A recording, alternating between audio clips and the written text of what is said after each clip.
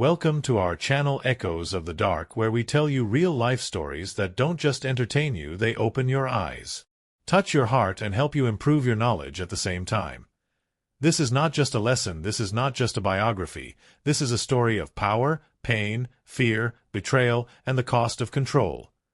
Have you ever heard of an entire village disappearing without a single trace? No bodies, no graves, no signs of struggle. Just one word carved into a tree, CROATOAN. That's all that remained of the people who once lived there. Over 100 souls. Mothers, fathers, children. Gone. Vanished into thin air. This isn't folklore. This happened. And to this day, no one really knows what happened to the lost colony of Roanoke. Let me take you back to the late 1500s, when America wasn't America. It was an untamed wilderness, filled with promise, danger, and secrets buried deep in its soil. England, desperate to stake a claim in the New World, sent out colonists to settle what they hoped would be a new empire. In 1587, over 100 men, women, and children sailed across the Atlantic, determined to build a life on the edge of the unknown. They settled on Roanoke Island, off the coast of what is now North Carolina. It was supposed to be the first permanent English settlement in the New World. Among them was a man named John White, an artist and the appointed governor of the new colony. He brought with him his pregnant daughter, Eleanor, and her husband.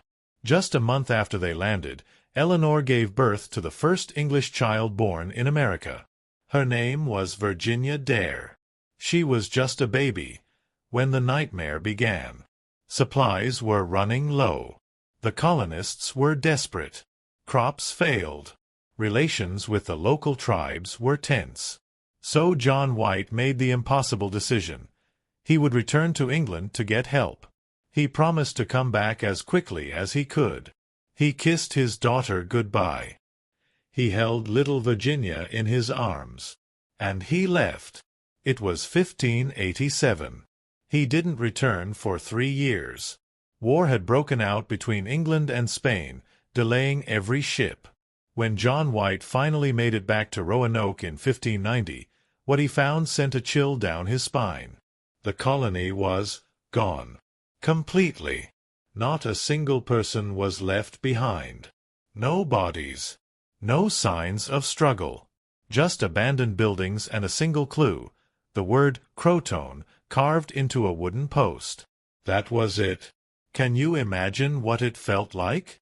To leave your family behind, only to come back years later to silence?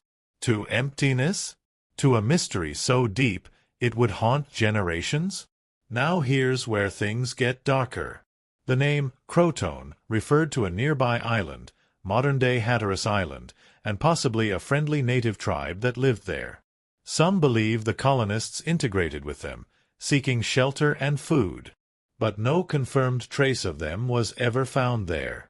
Others suggest something more sinister. That they were attacked, murdered, wiped out by hostile tribes or Spanish forces who had made their way north. But if it was an attack, where were the bodies? The blood? The burned homes? Roanoke wasn't scorched, it was deserted.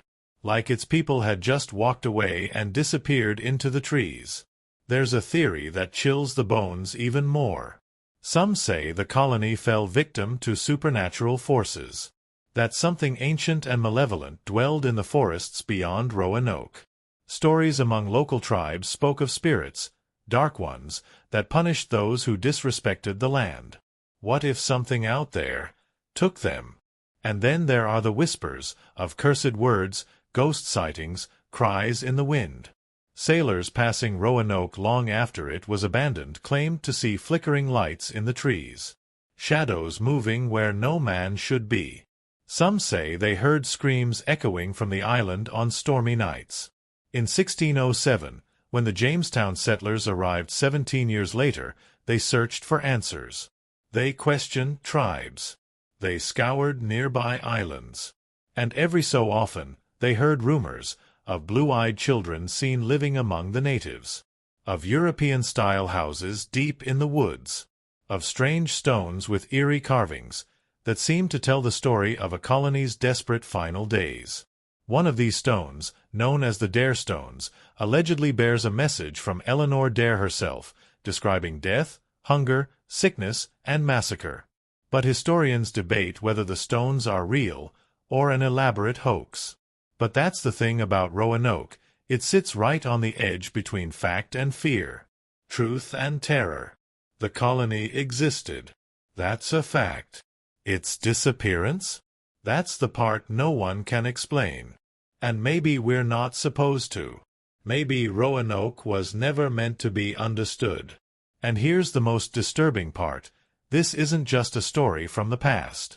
The land where Roanoke stood still exists. Quiet. Untouched. As if it's waiting. Some modern researchers have tried to dig deeper, both literally and historically.